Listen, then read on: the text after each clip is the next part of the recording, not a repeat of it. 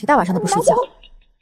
大半夜的发什么疯？大姐，你买给我们的房子已经跌到100万了，你当年花200万买的，现在凭空没了一半，你必须把跌的钱补给我，不然我们多推啊！你有病吧？房价跌了也算我的错，要不然你就把这套房子也卖了，把钱分给我们，不能只有我一个人亏。自从他们结婚，连酒席都没请我，10年没来往，现在居然为了房价下跌跑来找我要钱。这10年你们过得好不好？没见你们来放个屁！现在房价跌了，你跑来找我补差价，你哪来的脸？我不管，我已经把这套房子卖了，现在一家子都没地方住了。鬼知道你当年是不是故意的，就想看我亏钱，把房子卖了。那不然呢？我简直想撬开他的天灵壶，看看里面是不是装满了水。我不想听你干的蠢，这是我的家，你给我滚出去！你个没良心的东西，你敢赶我走？你还当我是当年那个任你们拿捏的软柿子吗？何宇慧，你居然敢打我！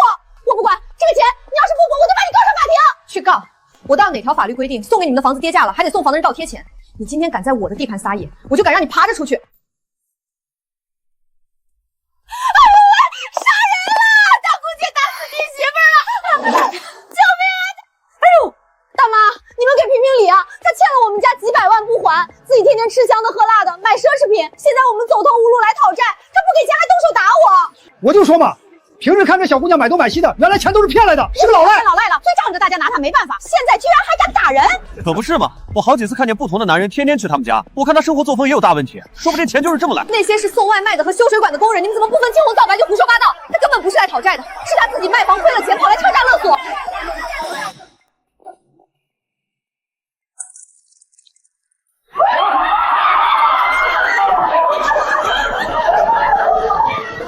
都给我滚！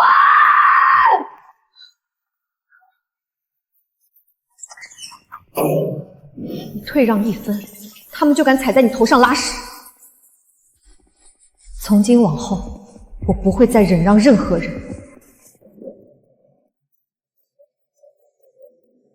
贺宇慧，你给我出来！长本事了是吧？连我老婆你都敢打！你今天不给我个说法，我把这门给拆了！死丫头，赶紧开门，都在里面装死！我以为只有一个疯狗，没想到捅了狗窝了。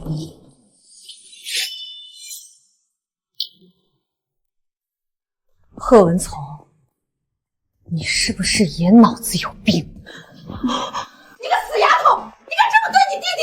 啊！你想杀你弟弟，就先把我杀了吧！我怎么生了你这么个丧门星？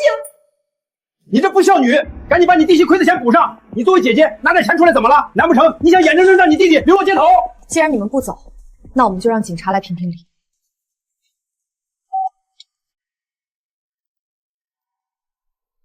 大半夜的闹什么闹？还不快点走！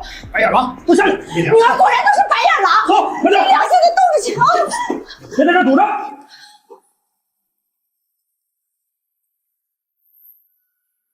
当年辛辛苦苦掏空一切买了那套房，本想着一刀两断，没想到还是被缠上了。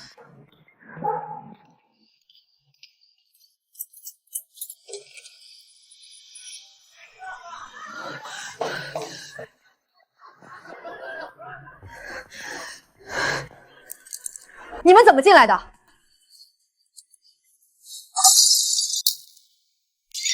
怎么进来的你管不着，这是你家，你买的东西都应该有我的一份。你帮助我本来就是天经地义的。要我们走可以，你把钱补给我，我立马走人，否则我们就在这住下了。做梦！你一个女孩子要睡主卧干什么？今晚你睡沙发，你弟弟和你爸爸可不能累着。从小我在家里便没有自己的床，只能和奶奶挤在一起，到现在又要抢走我的床，想用这种无赖手段逼着我给钱，绝对不可能。老妈，救我！你敢！你个神经病！我当初怎么生了你这么个疯女人？别推，你说什么我都答应。我们现在就走，都给我滚出去！走走走！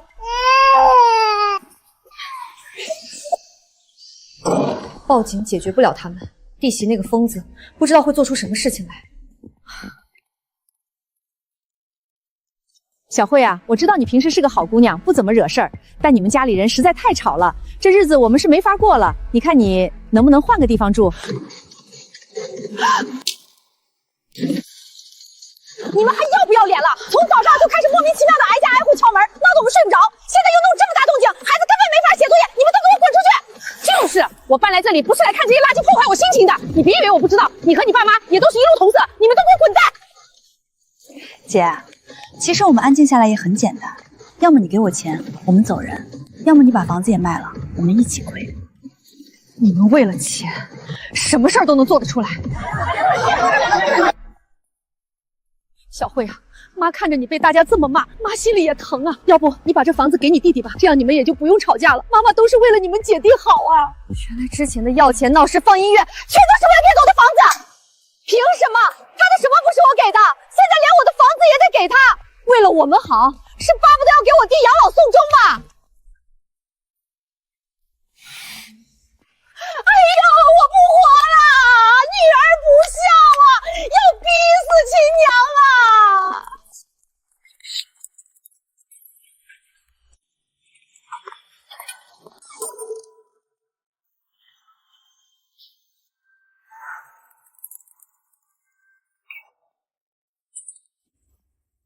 你这么有钱，还不帮帮你弟弟，真是恶毒。还好我聪明，就知道你肯定留了不少东西。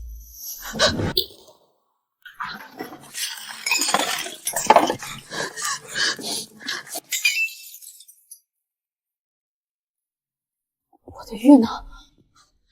你连房子不愿意给，怎么？一个破玉而已。把玉佩还给我！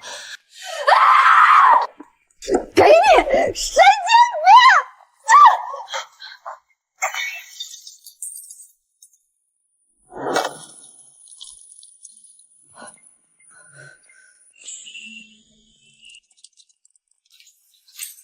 你居然敢这么对你爸妈，不孝的东西，连你弟弟一分都比不上！行了，姐，我们可以走。你把补房款的差价给我们就行了，大家都是一家人，又何必闹到这种难看的地步？你奶奶都死那么久了，你还天天惦记着她，你怎么不看看你弟弟现在都过成什么样子了？你活人不管，倒天天惦记着一个死人。现在房子卖了，好，我给你们补钱，要多少给多少。早这样就完了。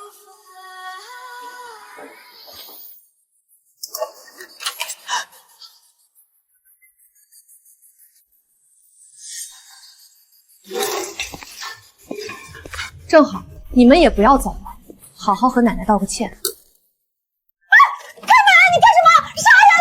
你他妈反了天了！敢拿棍子吓唬老子，看我今天不收拾你一顿！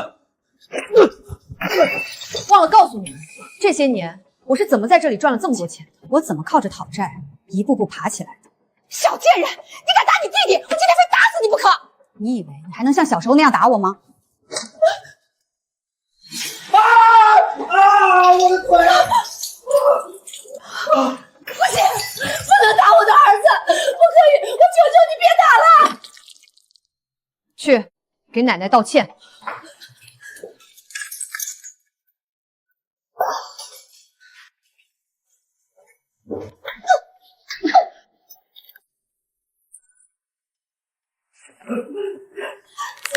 我不敢了，真的不敢了！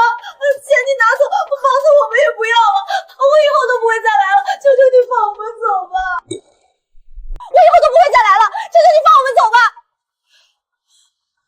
滚！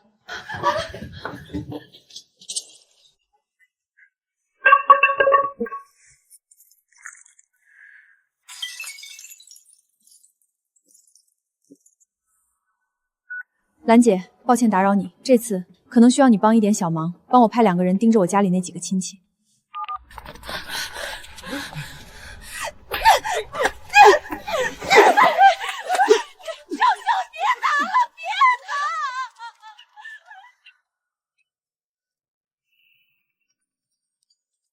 果然他们还是不老实。你好，是贺雨慧女士吗？好的，我明天会准时到达。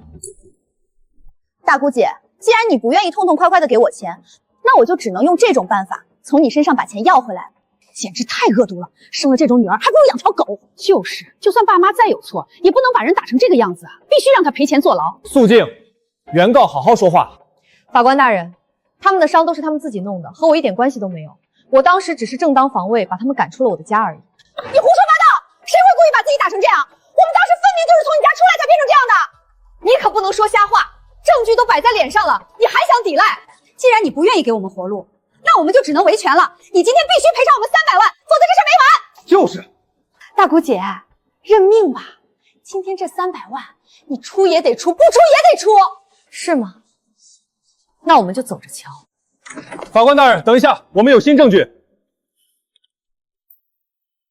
这是事发当天的监控录像，足以证明被告的清白。我的天，居然是自己打自己！居然还想讹诈300万，胆子太大了，应该把他们抓起来。不是这样的，这录像是假的，但他打人是真的。不给300万，100万也行，让他把房子给我也行啊！肃静！原告涉嫌伪造证据、敲诈勒索及报假警，法庭将移交公安机关处理。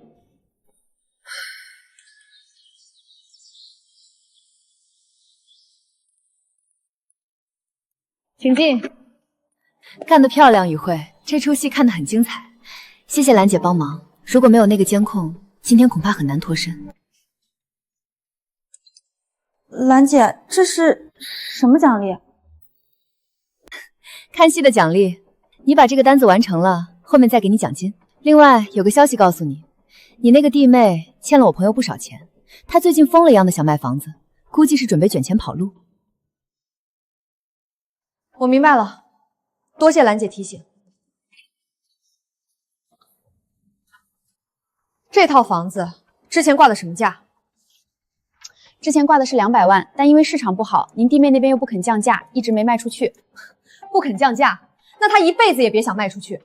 现在把联系人全部换成我的名字，另外把价格直接调低到100万，底价出售，越快越好。100万，这可是腰胆啊！您确定？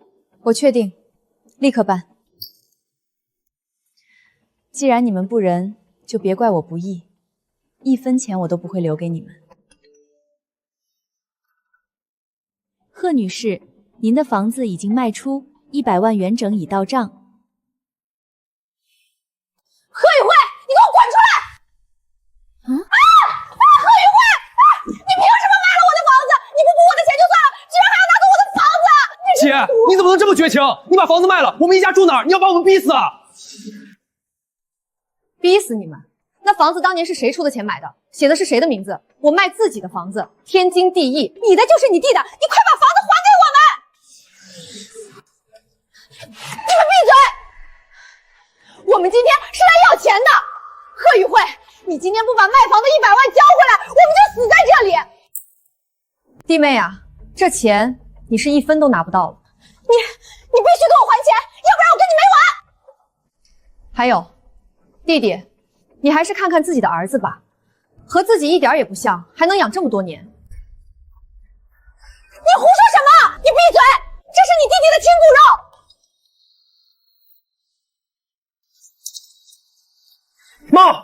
妈，你怎么了？快去追，别让他跑了。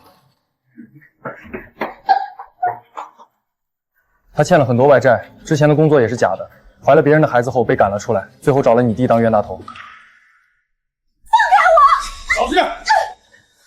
天啊，为什么要这么对我们贺家？我疼了7年的孙子啊，房子也没了，以后可怎么活呀？小慧，妈错了，妈妈这些年对不起你啊，你原谅妈妈吧，以后妈妈一定好好对你。我不需要你的道歉，你们可以走了。保安把他们赶出去，别打扰大家工作。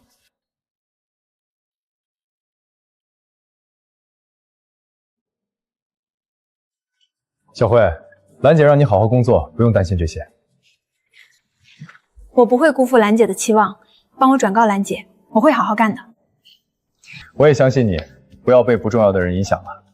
好，谢谢你。兰姐交给我的任务已经在跟进了，有进度了再跟兰姐汇报。继续跟进，兰姐看好你。好，那你继续工作，我回去跟兰姐汇报。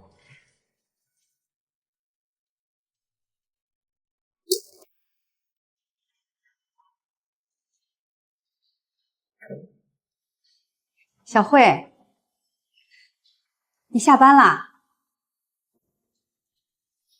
小慧啊，这是你喜欢喝的鱼汤，妈求了很久，租房子的那个人才答应把厨房借我。妈，我从小就不爱吃鱼，只有我弟弟喜欢。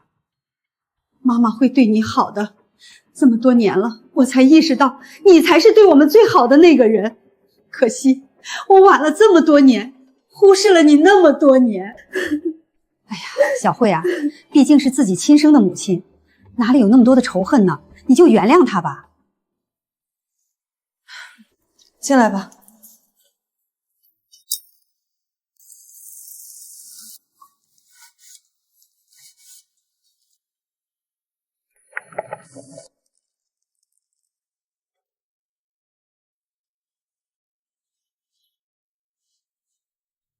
小慧，快尝尝，这都是你爱吃的。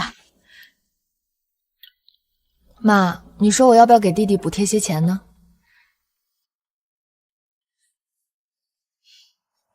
怎么会？你好好过日子就行了。你弟弟那是活该，管他干什么？果然，他根本放不下贺文聪。他做这一切，到底是为了什么？随后的1个月，赵秀兰每天都按时做好3餐，饭菜种类繁多，几乎不重样。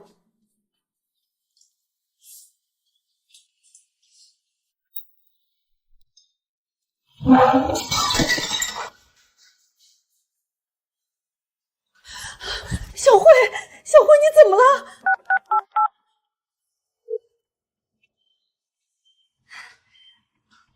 医生，我女儿怎么样了？是不是不行了？什么不行了？病人已经脱离危险，洗过胃了，没什么大碍。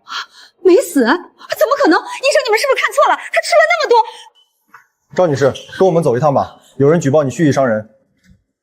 妈妈，你是不是巴不得我死了，然后带着我的钱全部给我弟弟？你去死！你把我儿子害成那样，就得给他赔！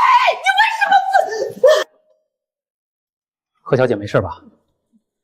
我没事，谢谢医生关心了。还是要好好休息，毕竟才做了手术，剩下的事儿都放心交给警察。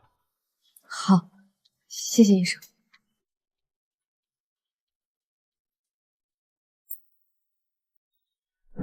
被告人赵秀兰犯故意杀人罪，判处死刑，缓期2年执行，剥夺政治权利终身。儿子，你在哪儿啊？儿子，你在哪儿啊？都结束了。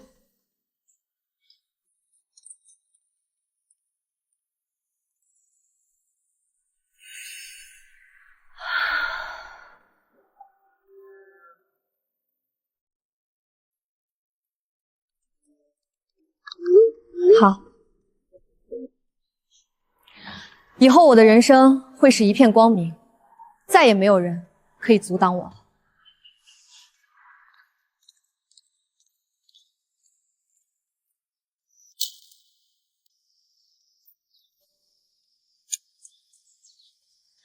兰姐来啦，进屋坐，汤还得炖半小时。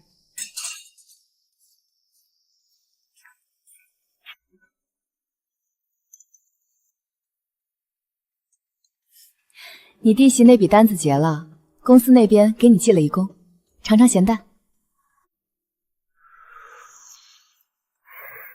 烫，急什么？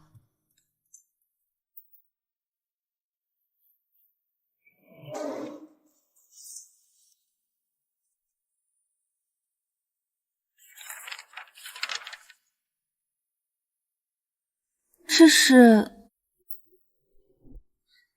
我在江城那边拿了块地，想做高端康养社区，但你懂的，我在那边根基不稳，需要个信得过的人过去帮我盯着。兰姐，我没做过这行，谁天生就会？你在讨债公司待了6年，从最底层的催烧员做到区域负责人，学东西的能力我还是信得过的。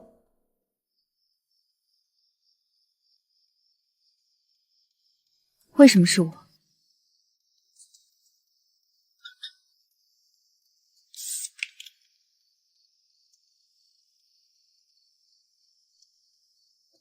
因为你够狠，也够清醒。贺宇慧，你知道我最欣赏你哪一点吗？不是你能打，也不是你业务能力强，是你把你妈送进监狱之后，一滴眼泪都没掉。哭有什么用？他想要的从来不是我哭，所以我才找你。康港项目那边，我之前的合伙人卷了一笔钱跑了，丢下一个烂摊子。那边的人都是老油条，面上恭敬，背地里不知道打什么主意。我需要一个能镇得住场子，又不会被感情绑架的人。而且你在那边待过，对当地情况熟悉。那年我带着奶奶离开老家，第一站就是江城。我们在城中村租了间10平米的隔断房，她白天搬货，我晚上端盘子。我去，就知道你会答应。走，先吃饭。你知道我第一次见到你是什么感觉吗？你那时候瘦得跟竹竿似的，脸上还有伤，但你的眼神像我在镜子里看到过的自己。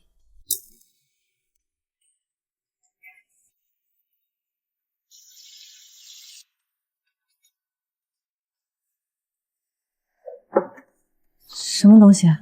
乔迁礼物，提前给你，省得到时候忘了。太贵重了，拿着，在那边遇到解决不了的事儿，随时给我打电话。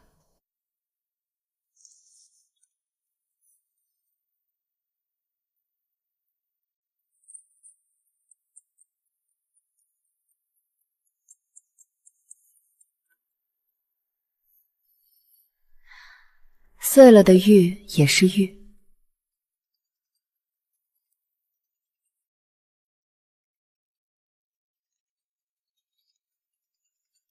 是贺宇辉吗？我是你表姨，你还记得我吗？小时候你妈妈……过去28年里，从来没有想起过我，现在倒是突然冒出来。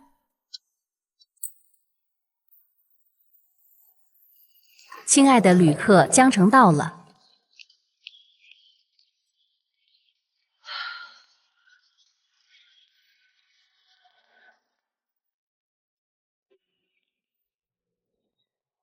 8年了，变化真大。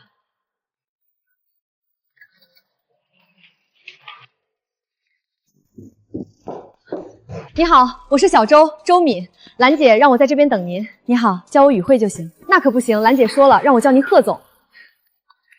这是项目的资料，兰姐让我交给您。您今晚先休息，明天我过来接您去公司。不用，把地址发给我就行。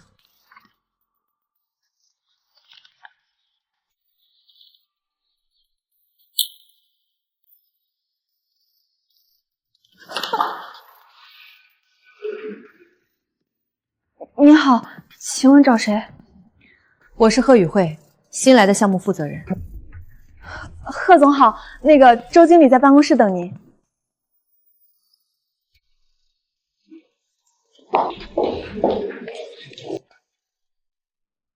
贺总，您来的好早，我还说下去接您呢。带我去会议室，通知各部门负责人，10分钟后开会。现在有问题吗？没有，我马上去。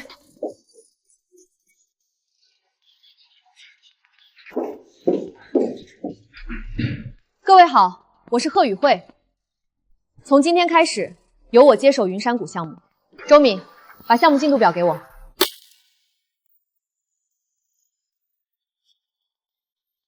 工程部，王建国是哪位？我。王工，1期工程上周停工了，原因？材料款没结，供应商不肯送货了。欠了多少？120万。财务呢？公司账户现在余额多少？贺总，公司账户现在余额不足20万。巧妇难为无米之炊，你懂不懂？没钱谁给你干活？王工，你在云山谷项目待了多久？半年了。半年时间，工程只完成了40%，是材料的问题，还是人的问题？你什么意思？项目刚开工，资金就没到位过？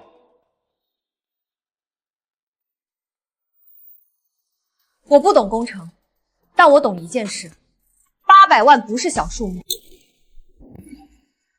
前合伙人董建明，他一个人不可能悄无声息地转走这笔钱，更不可能在没有任何人配合的情况下消失得无影无踪。我说这些，不是要追究谁的责任。云山谷这个项目要是做不起来，在座的各位都得另谋岔路。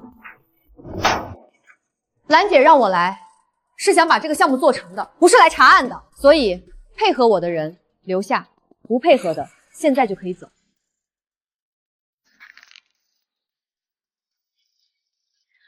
很好，那我们从头开始梳理。周敏，去把所有的合同、账目、施工记录都拿过来。今天不看明白，谁都别下班。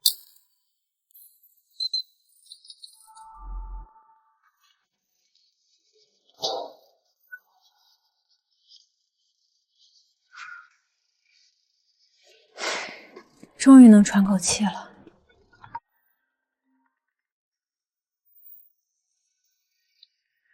第一天怎么样？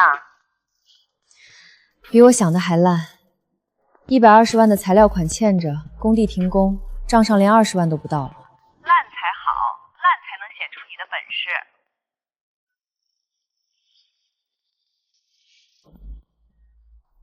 兰姐，800万的亏空，你到底亏得起亏不起？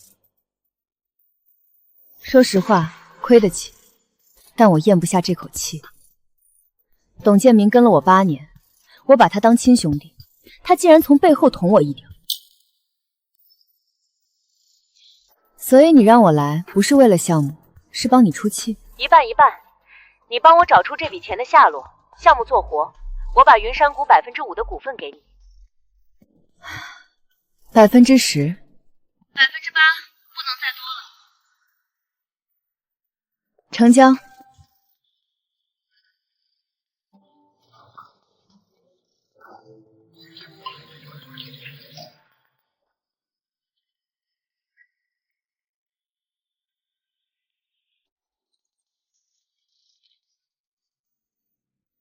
奶奶以前总把蓝莓留给我，自己不舍得吃，说酸。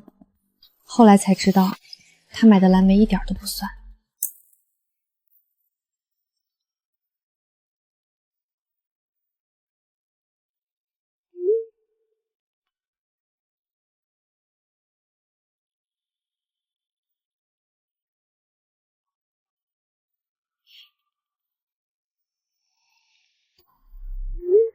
帮我起诉贺文从，诈借未遂。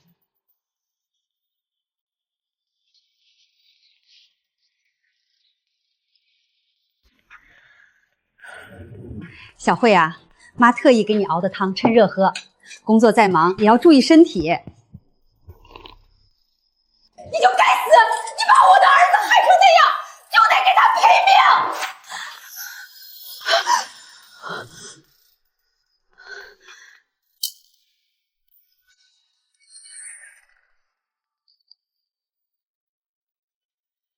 碎了的玉也是玉，裂了的魂也是魂。别人给的温暖都是假的，只有自己站稳了才是真的。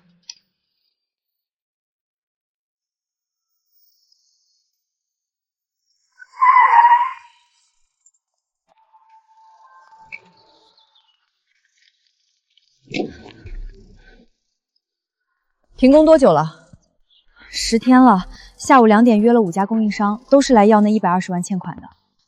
先去工棚看看。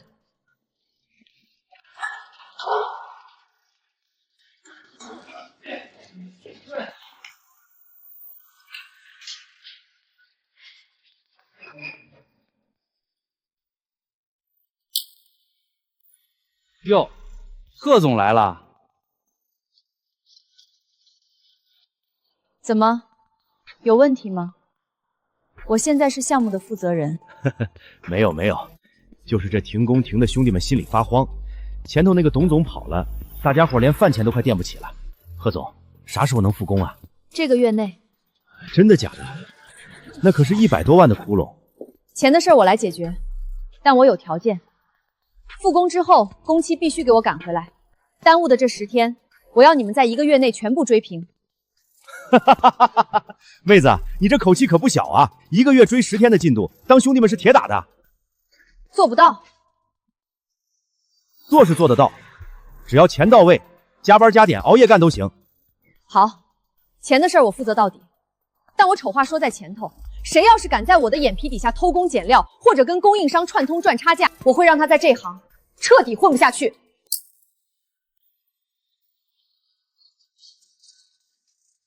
行，有贺总这句话，兄弟们就踏实了。你把钱弄来，工程进度我拿命给你补上。贺总，你刚才太晒了，把老王他们治得服服帖帖的。可是下午2点跟供应商谈，咱们账上真的连20万都没有了，拿什么付钱啊？先谈，可是没钱怎么谈啊？那帮建材商比工人还难缠。放心吧，在生意场上，有些事不需要钱也能谈。别跟我扯这些没用的，拖了这么久，今天要是再不拿个说法出来，120万的欠款，我明天就去法院申请冻结你们公司账户，就是报警抓你们这帮骗子。对，就是。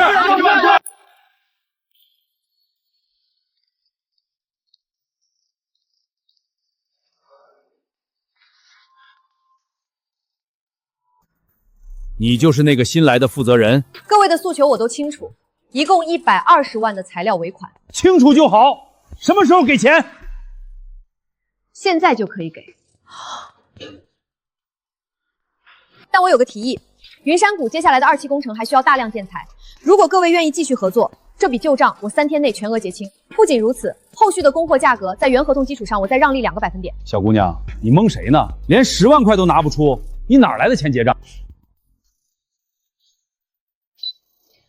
今天上午，省城总公司的蓝总已经把第1笔启动资金拨过来了，不多，500万，后续还会有第2笔、第3笔。我说的是3天内结清，因为走财务流程需要时间。各位要是信得过，就等3天，以后大家一起赚钱；要是信不过，现在就可以出门左转去法院。不过我提醒各位，一股签的合同里，违约金是总换款的30%。要是今天你们敢单方面断供闹事，这笔违约金你们1分钱也拿不走。行，小姑娘有魄力，我老赵就信你一回。等3天，那我们也等3天。贺总说话算话啊！吓死我了！贺总，你刚才说兰姐拨款500万是真的还是假的？我怎么没收到财务通知？假的。什么？假的？这3天我拿不出钱怎么办？兰姐的钱确实会拨，但最快也要后天，中间差了1天。差1天也是违约啊！要是被他们发现咱们在空手套白狼，还不把公司砸了？别慌，钱的事儿我自有办法。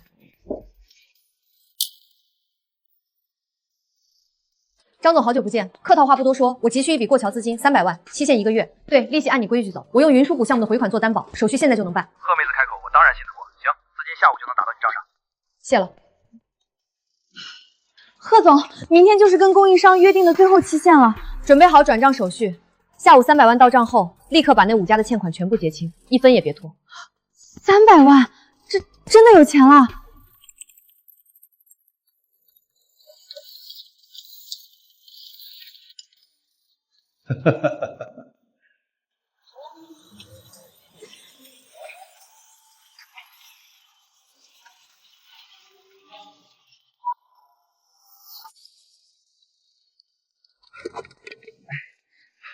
贺总，您今天怎么亲自下来了？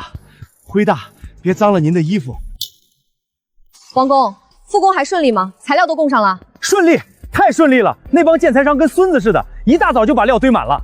贺总，之前在工棚里是我老王眼拙，多有得罪，以后您指哪儿，我老王就打哪儿，绝不含糊。王工言重了，工程上的事儿还得靠你们这些老把式，大家一条心把云山谷做起来，年底分红少不了你们的。哎，有您这句话，我这把老骨头交代在这儿都值了。贺总，有个事儿，我觉得应该跟您汇报一下。说，之前那个跑路的董总，他走之前的1个月，经常去城南跟一个叫赵庆国的本地大老板吃饭，我好几次看着他们喝得醉醺醺的，称兄道弟。赵庆国，他是干什么的？也是做建材生意的，听说最近在城南新包了个大厂子。贺总，我查到了，这个赵庆国，他老婆是董建明的前女友，而且项目刚开工时，赵庆国想挤进来做供应商，被董建明当着所有人的面骂了出去，两人还差点动手。董建明嫌他材料以次充少，当众撕破脸的仇人，临走前却频繁密会。周敏，帮我订个好点的饭局，我要会一会这个赵庆国。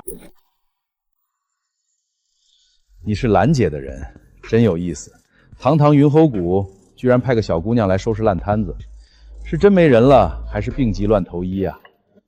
赵总，纠正一下，我不是来收拾烂摊子的，我是来跟你谈合作的。合作？云山谷现在连1期工程的屁股都没擦干净，你拿什么跟我合作？拿命啊！2期和3期的全部建材供应，总投资2个亿，建材采购这一块至少5000万。赵总，不想分一杯姜？这么大的饼砸下来，你要什么条件？董建明的下落。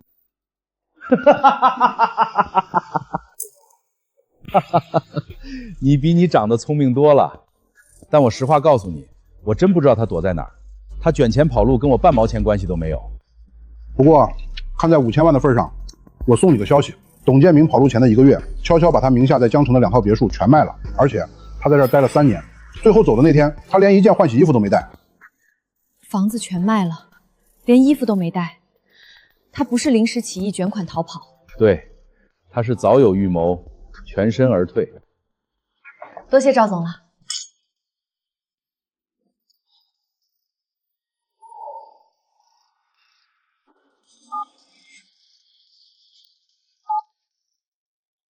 喂，是贺宇慧吗？我是社区居委会的，你爸和你弟弟在我们这儿赖了3天了，非要见你，你看能不能管管？小慧啊，是爸爸，我跟你弟弟实在没地方去了，你妈进去了，房子也没了，你现在当了大老板，帮帮你弟弟吧，给他找个工作也行啊。贺文从今年32岁，四肢健全，他找不到工作是你们惯出来的废物，凭什么让我管？小慧，你不能这么绝情啊！他可是你亲弟弟。爸知道以前对不住你，但你别跟我提以前，我只问你一件事，我妈的事，你是不是早就知道？好，很好，你们真是一家子吃人的鬼。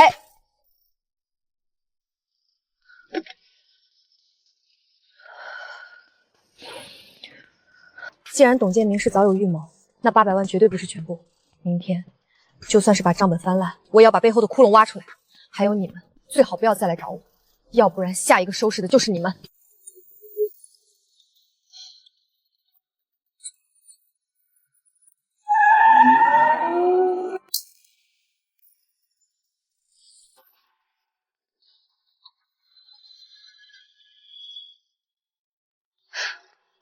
好的很，又来了。喂，是贺宇慧吧？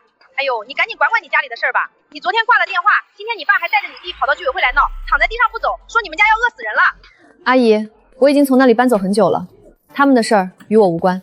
哎呀，怎么能不管呢？你妈现在进去了，你爸一把年纪，你弟又没个正经工作，他们说你现在赚大钱当老板了，你哪怕指缝里露一点也够他们活的呀。清官难断家务事，你总不能眼睁睁看着亲爹亲弟弟饿死吧？来，你跟你爸说。宇慧，你个没良心的畜生啊！你真要把一家人往死里逼吗？我逼你们，是你那个好儿子败光了家产，是你那个好老婆自作自受进去了。怎么，现在没人供你们吸血了，想起我来了？他再怎么错，那也是生你养你的妈。你现在是大老板了，吃香的喝辣的，我和你弟连泡面都吃不起了。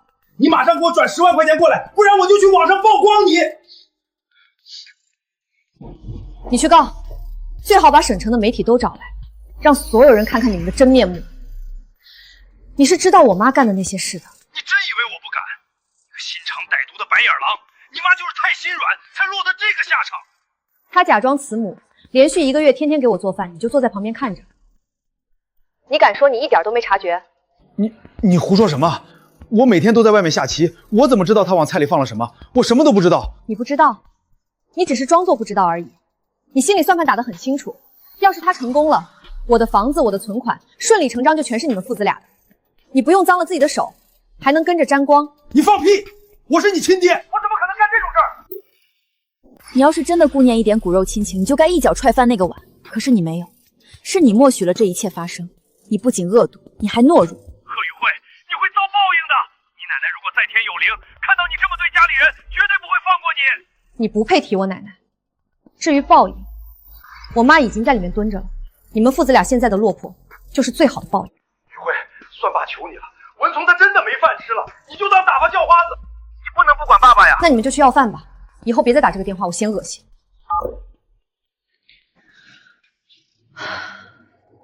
这28年来，我一直以为这个家只是更喜欢弟弟，直到今天我才明白，在利益面前，他们从来没把我当过人。贺总，这些是需要您签字的，正好有件事交给你。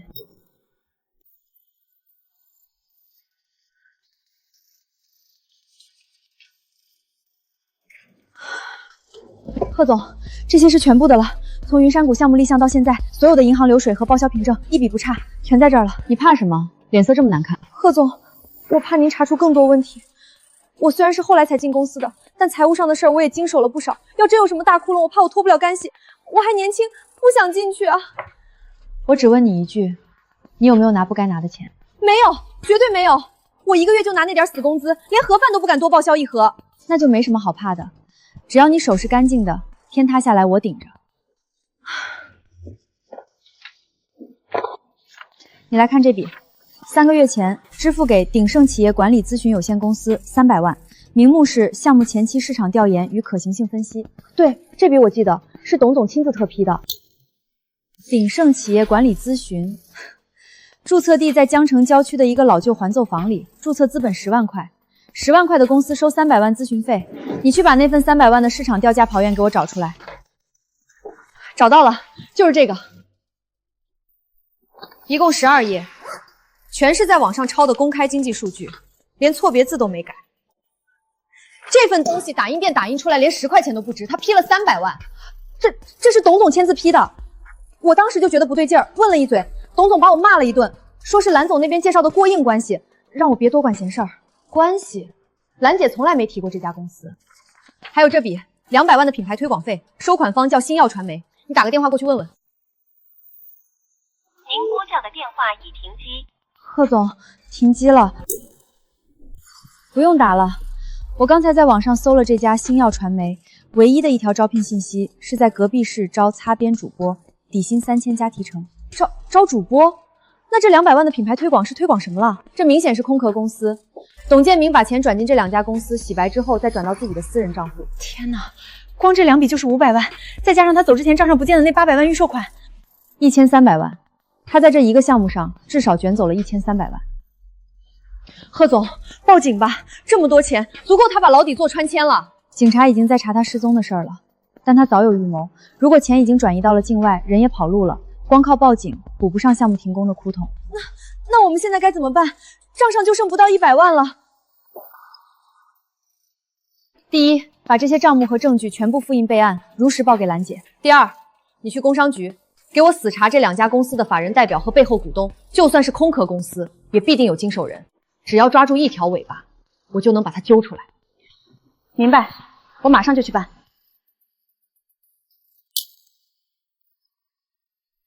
哎呀，贺总今天怎么有空亲自过来？来尝尝今年的新茶。云山谷项目换了您掌舵，现在业内可是非常看好啊。孙经理客气了，我今天来是想查一下云山谷项目之前那笔贷款的详细流向。那个没问题，一切都按合同走得好好的嘛。按约定，明年3月份才开始还第1期本金呢，你们不用有压力。总共贷了多少？目前放款多少？我要看明细。总共批了8000万，分3期发放，前2期已经到账了，一共5000万。第3期的3000万要等你们1期工程封顶之后才能放。5000万贷款加上兰姐投的4000万，账上本该有9000万，可现在只剩不到100万。我能看看这5000万的提款记录吗？详细流向。您看吧，都在这儿了。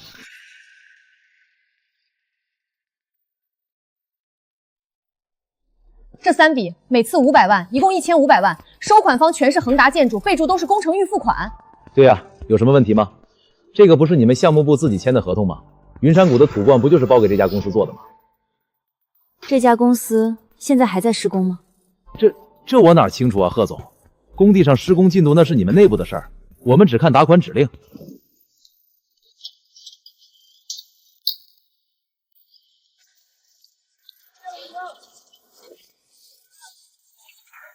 贺总，您今天怎么亲自下工地了？这儿灰大，您去工棚里坐着。王工，我问你，3个月前恒达建筑撤场，你确定是因为拖欠工程款吗？千真万确呀！当时闹得可凶了，工人们拿不到钱，差点把售楼部砸了。这事儿整个项目部都知道。那我再问你，恒达建筑撤场之前，在咱们这儿的项目经理叫什么名字？是谁负责管他们？姓董啊。董什么？就是董总啊，董建明。他当初可是兼着恒达建筑那边的项目经理，一手包办的。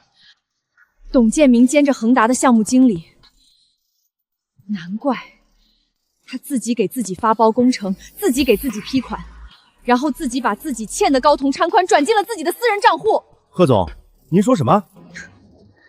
从头到尾，他一个人演了一出独角戏。停工根本不是因为没钱，钱早就批下来了，只是全进了他一个人的口袋。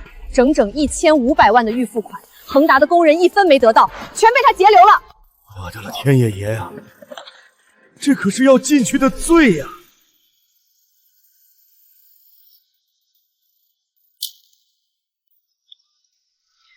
兰姐，查清楚了，除了之前的800万，还有空壳公司洗走的500万，加上伪造预付款截留的1500万，他前前后后一共掏空了将近2800万的资金。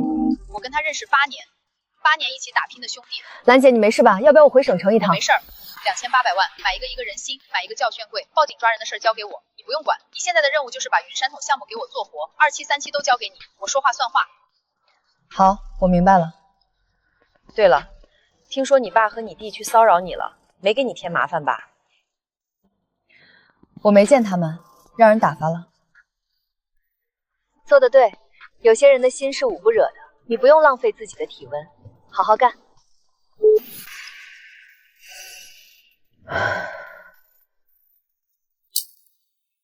各位，过去的1周，我们梳理了所有资金遗留问题。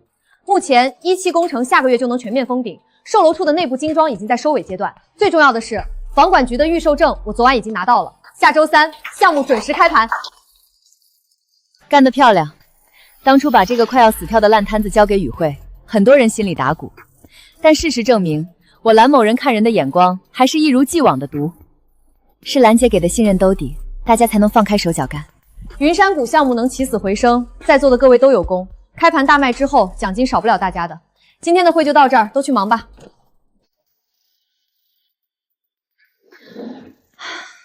兰姐，这是股权转让协议，云山谷项目10%的股份，我让律师全部拟好了，盖了公章，你签个字，即日生效。10%？兰姐，这太多了，项目现在估值已经翻番了，这可是几千万，那是你应得的。董建明卷走2000多万，留下一堆烂账和停工的工地，换做别人早就拍屁股走人了。只有你不止查清了账，还把死局反活了。比起赔钱，我更怕身边没人可用。兰姐，您怎么了？最近脸色一直不太好。别紧张，医生说我这长了个东西，血管也堵得厉害，下个月我得做个心脏搭桥手术。手术风险大吗？说大不大，说小也不大。所以啊，我得提前把家底交托给靠谱的人。这10%的股份不光是奖赏，更是锁链。手术休养期间，云图谷2期3期的担子，你得给我全扛起来。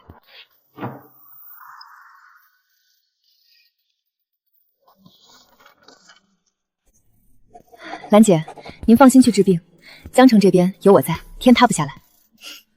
拿着，这是你应得的。听说你妈在里面表现不错，可能会减刑，她托人带话想见你。你真的一点都不恨她了？早就不恨了，恨是需要力气的，我已经没有多余的力气浪费在她身上。以前恨过，觉得老天不公，但现在不恨了。原谅她了？不是原谅，是算了。她为了夺走我的一切，亲手断送了她自己的人生。她不值得我再浪费哪怕1秒钟的情绪去恨她。你说的对，不重要的人不需要放心神在她身上。以前总纠结太多，反而困住了自己。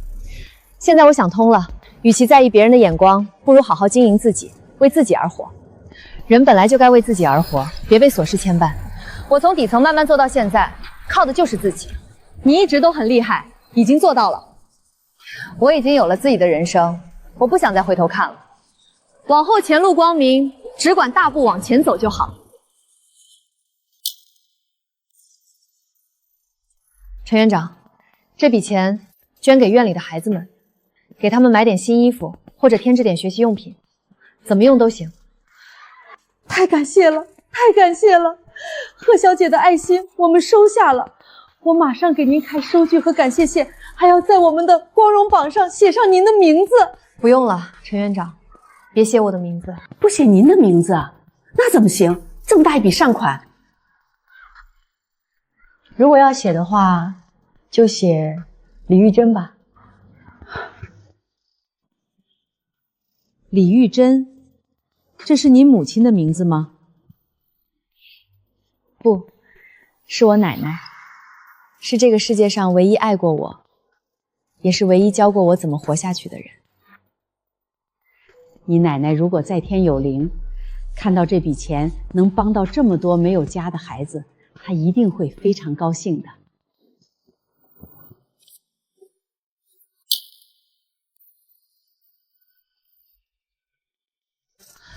真香啊！我买下这块地这么多年，竟然从来都不知道这边的春天能美成这样。你以前每次来，眼睛都长在账本和图纸上，哪有心思看花啊？现在2期主体施工进展顺利，1期的尾盘价格也炒上去了。你这个丫头确实有2把刷子。于慧，我想把省城的公司总部搬到江城来。搬到江城？为什么？省城那边可是大本营，资源和人脉都在那边啊。年纪大了，折腾不动了，想换个清静点的地方待着。省城太吵，这里的风水养人。最重要的是，你在这里，我放心。你知道吗？我这辈子做过无数个商业决策，但我觉得最正确的一个就是顶着所有人的压力把你派到了江城这个烂摊子。因为我帮你把项目救活了，赚了钱？不，是因为在这里，我第一次真真切切的感觉到，你不仅仅是我最得力的下属，你是我的家人。